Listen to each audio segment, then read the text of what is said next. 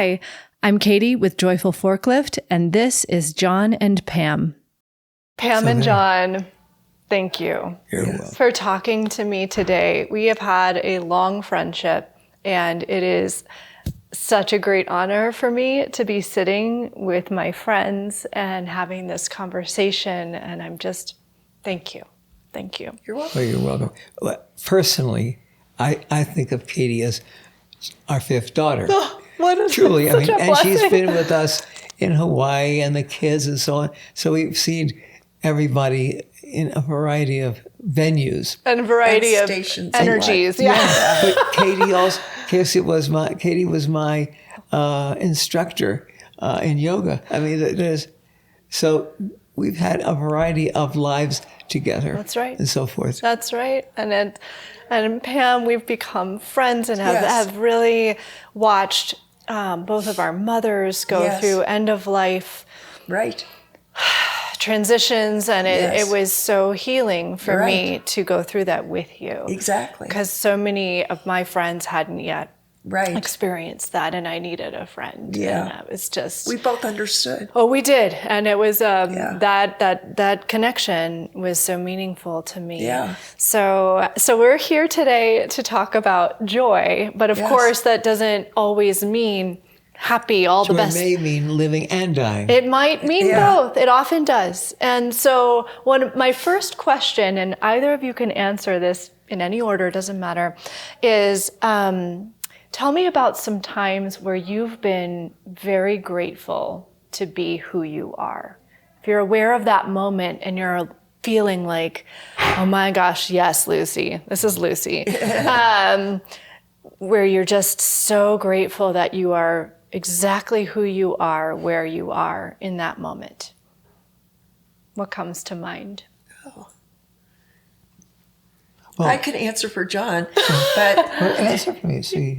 Well, I think that being a doctor was the thing you were meant to be and do, and that really brought you a fullness in your life. For me, I think it was actually after my career and trying to find my way in the world without the benefit of my career. Because in your career, me as an entrepreneur, I was always the go-to person. I was always the person that people looked up to and wanted to talk to. And when you don't have that, you have to find that interaction on your own. And so I feel proud about my post-career life. Mm-hmm. Like that transition into yourself in a way. Oh, exactly. That's beautiful. I don't know. What about you? Well, I have so many special or magic moments, and it seems that I remember some every day. I'll be at the gym working out, and we'll be talking with my trainer, and he'll say, "That has to be in your book." You remember? Totally. So sort of like every story I tell him, because he's a young kid. I guess, first of all, meeting and marrying Pam was among the most special and joyous moments of my life. Sweetheart. Thank you. Having my children and our children, there's nothing that you can say. It is a spark that happens and lives with you. You know, periodically over the many years, various gynecologists or parents to be will say to me, "I'm having a C-section. Can you close my incision so it looks nice?" I said, "Sure." And so I'll do that. But what they don't... your own fourth daughter did that. Yes. But you know what is special about it? They don't realize that what they're giving me is an incredible gift that every time makes me cry. That is, when that baby is delivered out of that uterus, there's magic. That is, it tells you why there's a God. This perfect or imperfect little creature there that we created, that we humans did so that our our species will survive. Each one of them is so special that it does make me cry because I'm witnessing the creation of a life. Conversely, somebody asked me,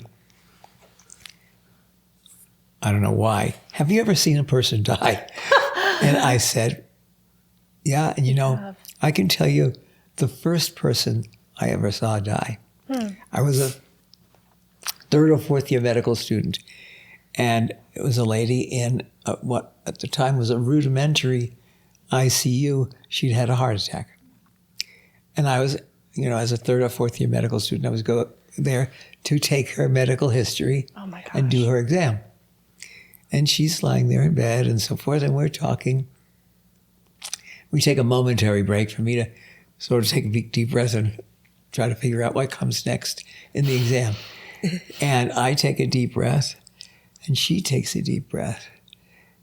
And we look at each other, and she's gone. Oh my gosh. She's dead. She's gone. And that moment, like somebody who is deeply religious, and I am, but I'm not observant, but I looked for that spirit. I looked for who that woman was. Where did it go? 1 minute she was there, and we were somewhat giggling sometimes, although it wasn't something to giggle about, her chest pain and the rest of it. And the next thing, she moved to the next dimension. Wow. I mean, I'll never forget that, because really it was the essence of life and death. Wow. That is, and death wasn't scary or painful, and life was okay because she just had a heart attack. But the reality is life was fine and death was fine, and there was nothing to be scared of. Yeah. And I had a surgical resident ask me just a few months ago, he said, I don't know how we got into it talking. He said, doctor, I'm scared of dying. I said, why? Well, I don't know anything about it. Well, of course. I said, look, think of it this way. Last night you went to sleep, right? And you woke up this morning, right? If last night you went to sleep and you didn't wake up this morning, that's dying. Yeah, that's dying. That is, somebody else will be sad or in pain, but you won't. Yeah. And so, except you don't know where your soul goes. Yeah. But that's the thing. And as in Judaism, we talk about the fact that life is a beginning, a birth, and death is a destination. It's not something to be scared of. It is the destination that all of us are meant to be traveling. If none of us died, nobody would be born. Indeed. So it's just in continuation. So, even just realizing those little bits of things are wonderful joys. Red is my daily and constant joy. Red is my wife and my children. Yeah. Tell who's Red. Yeah, who's Red, John? Red. He might make an appearance. Oh, there he is. Where's my boy? This is Red. This is Red. He is and special. He's my guy. My buddy. Right? Do we sleep together, mister? Yeah. Yeah. Yep. Yeah. This is a friendship, a deep friendship. So, what is joy? So in your opinion, one of the reasons that I'm curious about doing this work is helping to create a distinction between joy and happiness, because they're different. What is joy for you two? Well, joy, I think, for me, is a sensation. That is sort of all the parts seem to fall together, and you can feel it tingling in your fingers and toes. Do you feel it in your fingers and toes? Yes. I think I feel it too, but I think that joy is more steady and happiness is more fleeting. I think that if you have really found joy in your life, there's a peace that you have that is in your soul that's very different than the happiness of seeing a friend, or the happiness of receiving a gift, or the happiness of eating your favorite meal, those sorts of things. Right. But joy is really a persistent well-being, peace in your soul. Beautifully said. Yeah. Somebody once said to me that it's this infinite resource within us, and we can notice it at any time, and it can come up when we speak about memories or you relationships. You can feel that sensation. Yeah. I mean, often when I am tired and I get into bed, and I kind of position myself and I reach out and I feel red. That gives me that sensation of joy. That is, it's all's well with the world. That is, you have a pet who loves you infinitely and who you feel the same way about. Yeah. You have a spouse next to you sharing that red pet, but not necessarily feeling the same sensations. Yeah. So it is a sensation, and you're right. It stays with you. It sometimes is suppressed and replaced by happiness. What's going on around you, and you're standing at the swimming pool, you're watching all the kids, most of whom you don't know, jumping in and screaming and throwing things and having a great time. That's happiness. And you notice it. Absolutely. It grabs you. Mm-hmm. Yeah, I think happiness is noticeable. Joy is... personal. No, well, joy is... as I said, it's just about part of your soul. It's part of your well-being. Yeah. So would you say that it's a gift that we all are born with, that we receive? Yes. I don't know. It may be a gift we receive, but how do you cultivate it is another question. Yes, and I'm curious about that, especially in your work and your lives. I assume... See, look, all these pictures that we have. My wife has got just about everything other than me framed. I've got you framed around here someplace. I feel like you've made an appearance. and if I sit alone or with people and I look at all these pictures, they produce both a sense of joy and happiness. So happiness is sort of what you've created, and the joy is what's been created within you and around you and so on. Obviously, two very distinct but important sensations and attitudes, and what we really want all of us to have and to share. Sort of when somebody says to somebody else who's clearly not happy, what can I do to make you happy? The answer is, it's really not what I do. Maybe I can set a setting for you, but you're going to make the joy and you're going to make the happiness for yourself. And you can't really make it for somebody. I can't make you happy by, turning the lights up or starting, a band to play. And I think that's an interesting and important point, which is, I think that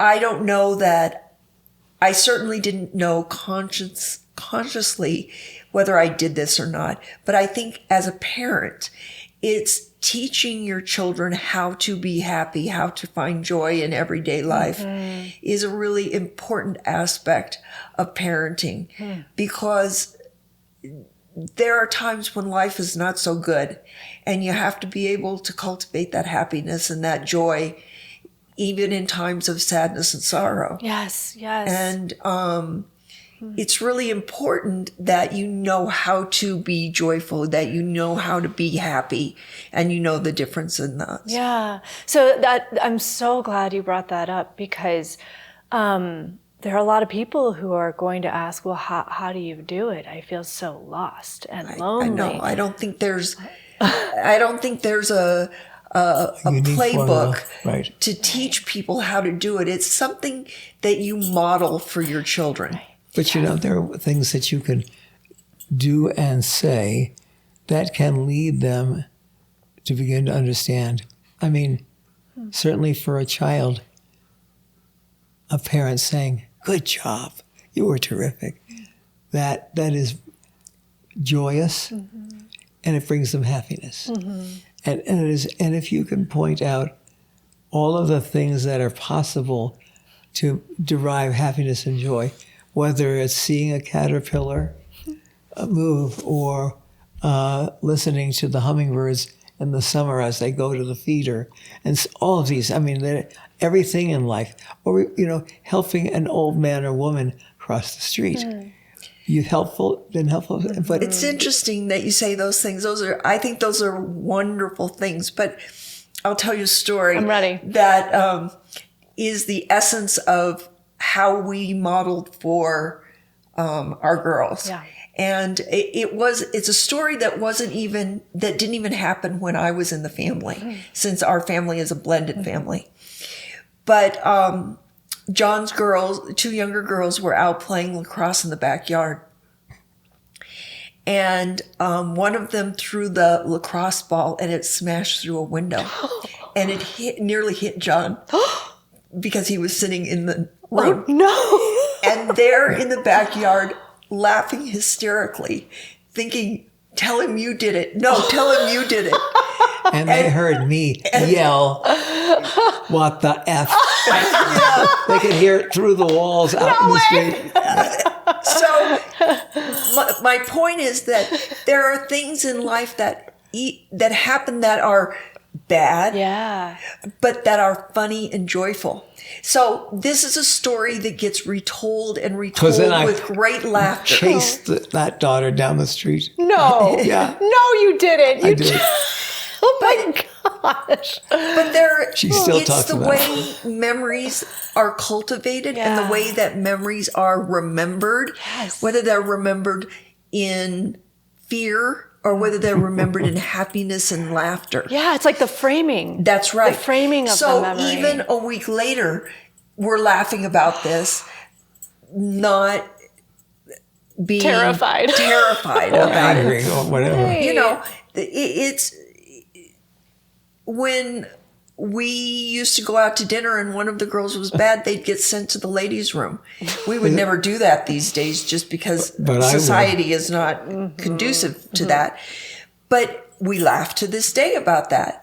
And so those are the ways that I think families cultivate joy in modeling for their children how to be happy. Yeah. That even when things happen that aren't happy in the moment, that we can laugh about them later. I mean, we tell the story, again, a little obscene, but mildly. Kyle, our middle daughter, and Caroline, the third, next youngest, were walking to school. Actually, the school right up there. And Kyle was always a bit of a character. And so for that, she says, Kyle, do you want to hear me fart? Caroline. Oh, Caroline, do you want to hear me fart? No way. And Caroline says, sure.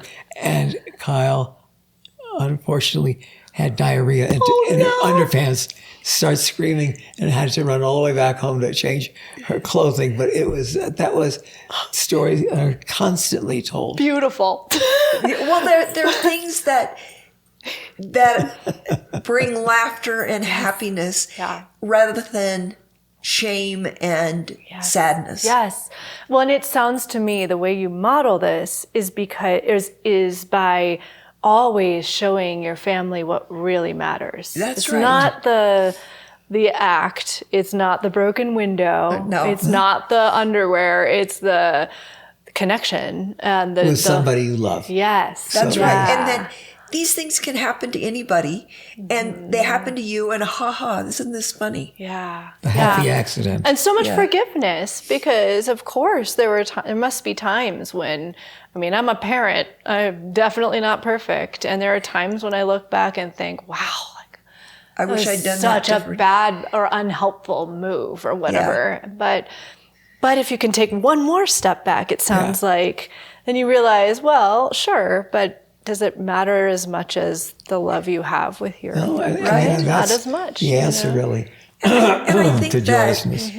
That also around happiness and joy, you have to model for your children safety. And when they feel safe, they feel free to be joyful and free to be happy and free to be vulnerable. Yeah, and safety, to me, it sounds like that also looks like non-judgment. Exactly. That you wouldn't, they are not the sum of their worst moments. That's right? exactly right. Yeah. And you may be angry at a behavior, but you never stop loving them. That's right. And that's the piece that is, I think, sometimes hardest for children and young adults to grasp, is that your love is irreversible. That is, it's not going anywhere.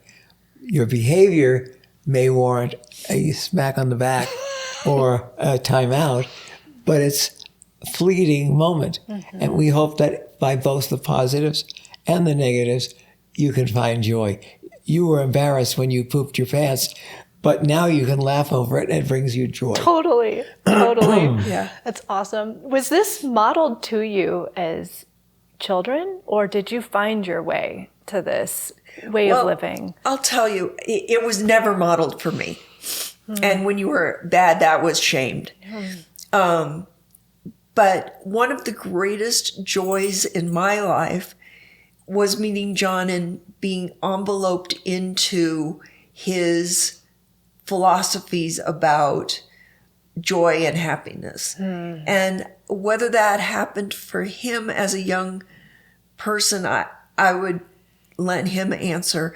But I think that together we have created a joy and happiness that the sum is greater than the individual parts. Wow, beautifully said. What do you think, John?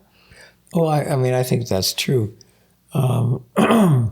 Pam had a much different, not necessarily better or worse, she had a much different life than mine. First of all, she grew up in Colorado, and her mother had been a farm girl, growing up with 8 siblings, and so it's a different world. We met in the one common world that we had, and that was medicine. She was an operating room nurse. I was a surgeon. And so our paths crossed that way. And I got to appreciate who she was other than the scrub nurse. And I've enjoyed the blending and the differences that we've had and so on. And not all the differences were bad. I mean, that is, lots of them were very positive. Just in the process of blending our families. My parents, and I have a large family, my parents and aunts and uncles and cousins, there was a moment when we were in the car traveling someplace, and our granddaughter, Stella, turned to Pam, and she said, "Pamma, which grandma are you?" So that is the multiples of that, were appreciated, but it wasn't. She has lots of grandparents. So you got to know that the players need to wear numbers. That's right. And names. Which one are you anyway? Yeah. Oh my gosh. Wow. So just kind of going back to what you were saying about witnessing death and your lack of fear of death. And I'm wondering what role hardship, loss, and suffering might have in your sense of joy and what matters, Well, how you reframe those things, or how you view the role of suffering even in a human life. Well, Pam and I shared a very important one, and that was the death of her mother. It was during the COVID period when having to go to the hospital and then having to be isolated for 2 weeks just made everybody crazy, especially somebody who was already elderly and losing track of time. Yeah. And the day before, or evening before she died, she and I got into bed with her, and we talked about dying. And she said, I never imagined it would be like this. And then we got to talking philosophically about we really never know and never whatever. But that is as it is. We're all here. Your family's all here, not your 8 brothers and sisters.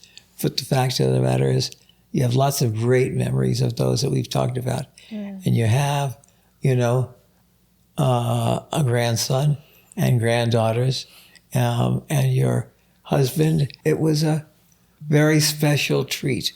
Yeah. Even though it was her passing, and we mourn that, obviously, to this day. And there are any number of tragedies. You in medicine, especially in general medicine, you can't help but take your patients' lives home with you. And in surgery, while your relationship will, generally speaking, tend to be shorter, it'll be the immediate illness, the surgical procedure, the recovery, and then hopefully they're back to normal life. But that often takes months. And I have had lots of patients who I've known and taken care of for generations, where I took care of them when they were young girls, and I took care of them when they were adolescents, and they were parents, and so on. And, there is that incredible joy. I took joy every day that I went, even though it might have been 5:30 or 6 in the morning that I went to the hospital to see my first surgery patient and so on. Each of those relationships and each of those surgeries, for me anyway, was so rewarding. And so, I'll sometimes joke with other retired plastic surgeons or physicians, and I don't like being retired. I really do think I should be working. But we say to each other sometimes, it's hard to believe they paid us to do this. Really? We had so much fun and so much joy doing this. You can't imagine they were fooled into paying us. Wow. That's beautiful. But in answer to your question about finding joy or happiness in tragedy, I think that it's about reframing the tragedy. In the example of my mother's death, it was gathering to me, to myself, all the happy memories that I could remember, and letting the sadness fade away. Yeah. And all the pictures that you I mean, all the pictures that we have of her as a young person and her siblings as a young person and her parents and all of that sparks a joy that maybe you didn't even know you had before the sadness occurred. Right. Yeah, because you travel down this road day in and day out, and sometimes you don't take stock of happiness or joy. You just keep putting one foot in front of the other until such time as a tragedy kind of snaps your neck and says, hey, pay attention to the happy things. Yeah, that's so interesting. Almost like the tragedy can be used as a vehicle. Slap in the face, a wake-up call. Like, look at what you have. Right. Look at what matters. That's right. Wow. I remember Pam began to appreciate all of her mom's stories and talking in the car in the last 20 years after her father died. They really became close. And it was only really toward the end that you realized how close you were, almost like sisters. Yeah. Seriously. And they would go out to lunch or go out to have her hair done or this or that. All this time. And the stories about the family and so on, and about her life as a little girl. I mean, all of this she's sharing in the last 20 years of her life with her oldest child. And things that Pam never knew and never would have known. No, never would have known. It's funny how life happens. Yeah, it really is. And that's kind of the expression, really. Life happens. Yeah. It does. You can be involved or not, it turns out. And it's happening. It's happening. With you or without you. And I think that there's a certain amount of attitude that goes with this. you asked earlier if joy is something you're sort of born with. I think that it's cultivated, and I think that it's a choice. And you choose to be looking for happiness and joy, or you choose to be looking for sadness and sorrow. Yeah, almost like that Buddhist idea of which seeds you water. That's exactly right. And what grows. Yeah. It's interesting. Yeah. And the Buddhists are so forward thinking. That is, we were in Vietnam. We and one of our guys we were talking, and I asked him about his attitude about Americans and so on. Do you dislike Americans? Because just prior to that, I'd met some Americans who disliked, was angry at, and hated the Vietnamese. And it's sort of like, and so the Vietnamese guide says to me, if we were to hate all the countries and people who invaded us over the centuries, we'd start with the Chinese, who invaded us and conquered us. We'd have the Japanese, who then invaded us and so on. We'd have the French, who invaded and created Indochina. And we have the Americans. And so we don't believe in looking back. We look forward. I look forward to my children being successful, he said, and their education and so on. And you realize that, first of all, Buddhism's not a religion. It's a way of life. And there's no punishment in it. That is, we would be involved in sitting on the streets very, very early in the morning with a pot of cooked rice. And the monks would come along and we would give them rice for their meals. But conversely, if you as an American moved to Vietnam and you took a job someplace and whatever, and you followed the Buddhist customs, you would realize that if you didn't have a roof over your head, you'd go to the monastery. And if you didn't have a meal, you'd go to the monastery. That is, and you would be welcomed in either at the monastery or by ordinary people who wouldn't let you starve. Point is, they look to the positive, to what they can do to help, even during the time when they were subjected to, very nasty stuff. No kidding. Wow, thank you for sharing that. Oh my goodness. So do you think there is a spiritual component to joy? Of course. It's a spiritual component to everything. Yeah. That is, and I'm religious, but I'm not observant. That is, I truly and seriously believe in a greater being. And part of it is, I just look around myself. This didn't just happen randomly.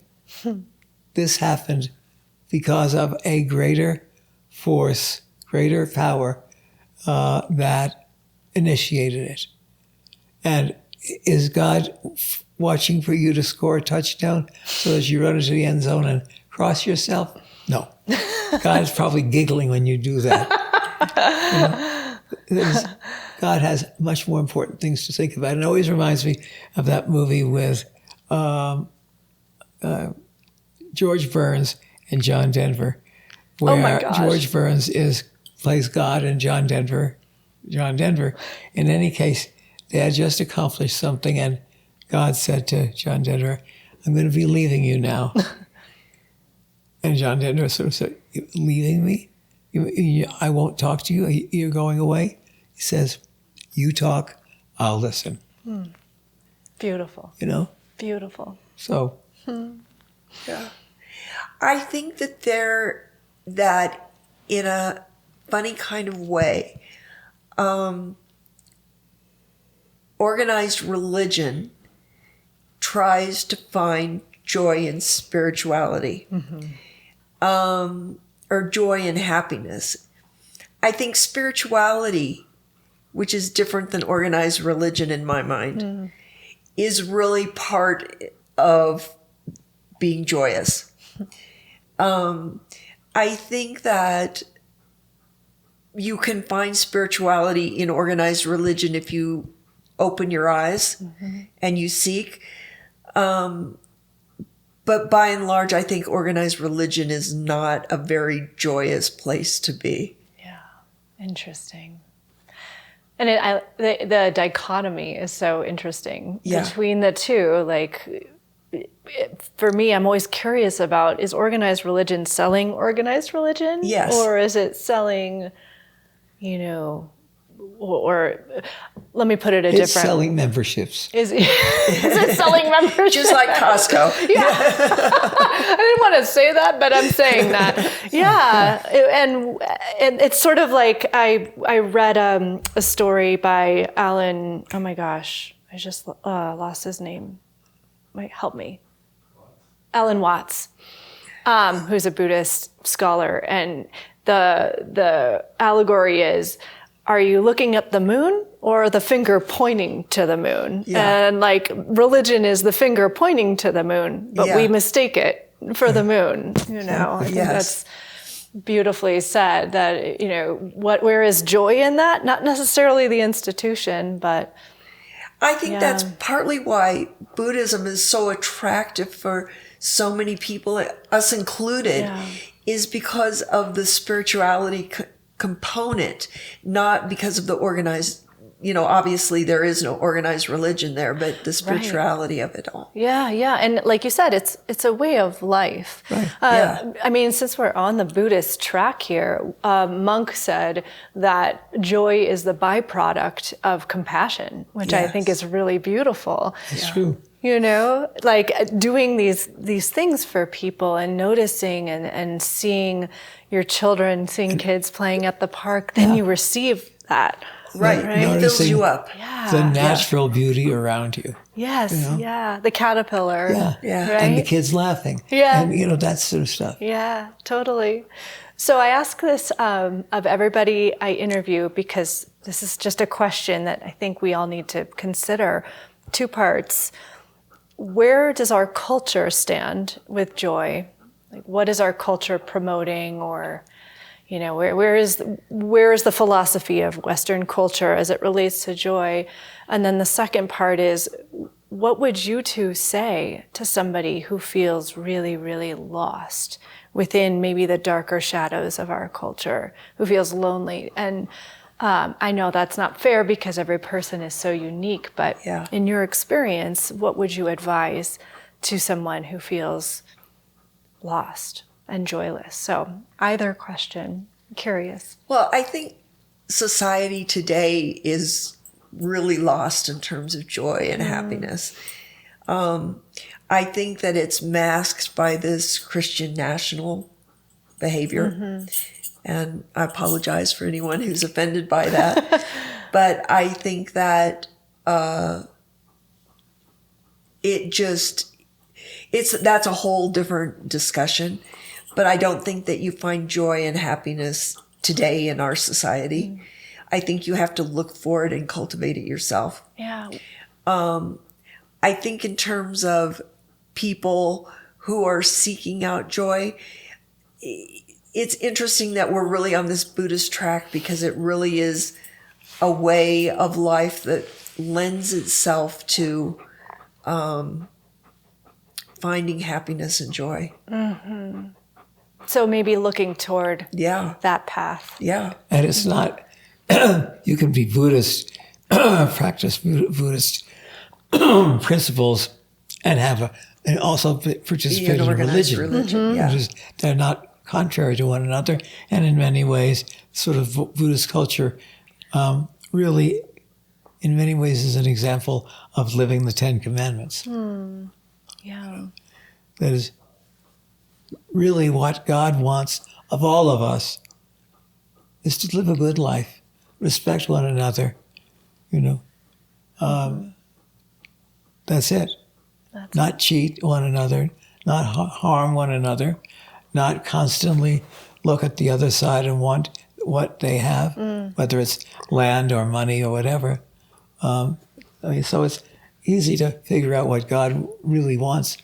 It's a question of how you reach out for that and appreciate it. I mean, and you might say, how can there be a God when you have Hitlers and Stalins and race wars? Thank you. You're welcome. That is, God is not necessarily writing the script of your life as you live it. And so that is, you don't have free will. You have free will. But the reality is God has shown you the way. Choose to take it or not. Have you seen, have you observed in your life somebody rise out of a dark place? And if I'm guessing you have, and I'm curious, did you notice any commonalities in that, the climbing out of that tunnel, whatever the cycle is that the people find themselves in? They find a sense of peace. There's one thing common among them is they're now at peace. They've dealt with their inner ghosts, and they are able to live with it, with those things, with the things that they've learned, and no longer be angry about everything. The world is not fair. I keep hitting your microphone. It's all good. The world is not fair. Yeah. And it's never been so. And so you need to pick the good and fair things out of it for yourself, not dwell on the bad things. Well said. So, anything else you would want to share about your lives or your perceptions on joy that you think might lift a listener up, or that, I don't know, that means something deep to you as you reflect on this? Well, they say that the number one epidemic in our country right now is loneliness. And I think that for younger people, it's so important to find connection. And that maybe your sadness and your loneliness are due to a lack of connection. And that sometimes it just takes a risk, taking a risk. Yeah. And sometimes your best decisions, your biggest decisions are the friends you make, the spouse you marry, the friends you take into your circle. Those are the biggest decisions you can make in life. Yes, the most foundational, I would Yes. say. I mean, even just personally, Right. having friends, you as Yes. friends, was so important for me. And I think young people in particular struggle with being siloed in their age groups and Right. outside of everything they see just day to day online. But for me, having mentors who could walk through certain challenges. My mother also passed during COVID, and it was brutal. But I wasn't alone. No. Because I felt completely safe to open up and take the risk and share, about myself with clients. Yeah. Because for me, everybody's family, and it was such a blessing to have that in you. So that really resonates with me. But it does take, I think it does take a vulnerable act of, I'm going to show you this. A vulnerable act of a risk. Yeah. In that sharing of who you are. Yeah. Yeah. The other thing is you posed a question some time ago when you said, you meet a person and they're down on their luck and they see no future and no possibilities and they don't have a friend and all so forth. And I guess the thing that I would say to them is, can I be your friend? You would do that. Yeah. Yeah. Yeah, and I think you're speaking to something people are noticing, that when we are aware of what we have and can find gratitude in that, that is a helpful place to notice so that you can go out and be that to somebody who really needs it. I mean, that person who says, I have nothing in my life, and so on and so forth. You've got a friend that in me. nothing is not financially nothing. That nothing is like emotionally bankrupt. Yes. Yeah. Yeah. That's why I was saying my thought is the offer of friendship is one giant step toward that person's recovery. Absolutely. The relationship. Well, is there anything else? Any questions for me? Any music? Oh, yeah. Any music? Yes. Yes, I will always ask, is there a musician or a song that just lifts you into a space when you listen to it, whether it's, from your past or even yesterday? Oh, gosh. Any number of songs that sort of come to mind. He's really the music person. Well, there is a song, and I can't remember who it's by, a relatively recent song. And I'm trying to remember her name, but in any case, it's the one where, there's always a cloud over you.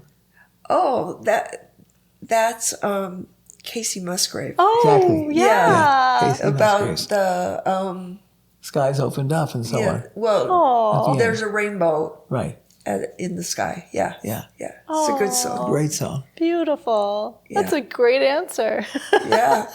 Do you know the song? I do. It's a beautiful piece. I know exactly what you're talking about. Yeah. Oh my gosh. How about you, Pam? Is there anything that just I would touches have you? to echo that. That's a great choice. Nice. Yeah. Good. Well, thank you for sharing this piece of who you are with me, and just always showing up with so much generosity and honesty. That is a piece of why I love you so much, because I think that's how the best relationships are forged, and I'm just so grateful. Yeah. I remember going through times with you where Mike was ill. Yes. Yeah, we went through some things. Yeah. And I was not alone. No. And especially having friends who understand the medical world, who could ask and hear things that we were going through, and I just felt so seen, Yeah. And on the way over here, I remembered I have a scar here because I had a blood vessel pop when I was giving birth, and you're like, just come over to the office and I'll cut it off. Which you did. And I'm like, there you are, John, every day. Every day. I remember that. So grateful. Can't leave her scarless. I know. I appreciate that. Yeah. Thank you for walking this life with me. Absolutely. It's a treasure for me. So you're the best. It's a treasure to us too. Yeah. When you go to some events, sometimes those events are funerals. Yeah. But to events where you are surrounded by a lot of people who have been your friends over the years. Yeah. It's really special too. It is. And you're looking at the investments that you've made, right? And the time and the handout, what can I do for you? Exactly. And it comes back at you tenfold, I think. So, yeah, you're very good at this. It's what you give, not what you take. Exactly. Exactly. Yeah. That's sort of that silly thing where if you don't go to your friend's funeral, he won't come to yours. Yeah, that's right. That's awesome. I am never going to forget that. Well, thank you for giving so much. Of course. Today. It's our pleasure. Thank you. I'm not sure if you noticed this, but Pam and John and I were not the only beings in this interview. We were surrounded by 3 massive Royal Standard poodles, a few visiting family members, and the comings and goings of community members. There was so much bustle, and Pam and John were completely at ease with all of it, never apologizing, never shushing. I want to point this out because it is an accurate window into the garden they have grown. People, friends, family, pets, everywhere. They're always around, and they're always welcome. And the chaos that it might create at any one moment is worth the lifetime of joy that it brings them. I mean, it's worth reiterating that I was just a random private yoga instructor they hired for a weekly session. And it was a job, but now they're calling me their fifth daughter. So for me, this interview is so much about what Pam says John did for her, and I love the way she phrases it. It's about enveloping people into your circle of joy, folding the people you work with, your family, your community, together into an environment full of bustle, which is honestly the best word I can think of right now, in which everyone gives and everyone receives, and everyone belongs. In this bustle, birth and death can be processed together. Shame and embarrassment become favorite family jokes. Memories are cultivated in humor and laughter. Spirituality is everywhere. Joy is a sensation and a practice, and nature in general and family dogs in particular, especially that red, are integral. Relationships are the treasure. I want to thank you, Pam and John, for inviting me in. Thank you for modeling to me what matters to you. Hey, hope you enjoyed today's discussion. I ask each guest to share a song that brings them joy. See the show notes below for a song from today's guest. For more music, you can also find a link to the Joyful Forklift Spotify playlist. Help us continue to spread joy by subscribing to or following the channel. To sign up for our newsletter and to learn more about us, visit joyfulforklift.com.